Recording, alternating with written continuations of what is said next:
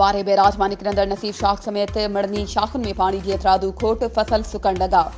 सियासी समाजी वर्करनि साहिल सिकंदर, इरफान मनान ऐं चूंडियल काउंसलर बशीर खान चोलियाणी, कामरेड सरताज चांडियो समेत आबादकारनि जो एहतजाज। इंजीनियर साले सेतो ख़िलाफ़ सख़्त नारेबाज़ी। सारियालो फसल, हाइब्रिड बिज समेत रोड ते तमाम गरा ख़र्च थिया आहिनि। जंहिं बाबति कालरी शाख, नसीर शाख, नवाब शाख, हामिद शाख जो पाणी मुकमल तौर ते बंदि कयो वियो आहे।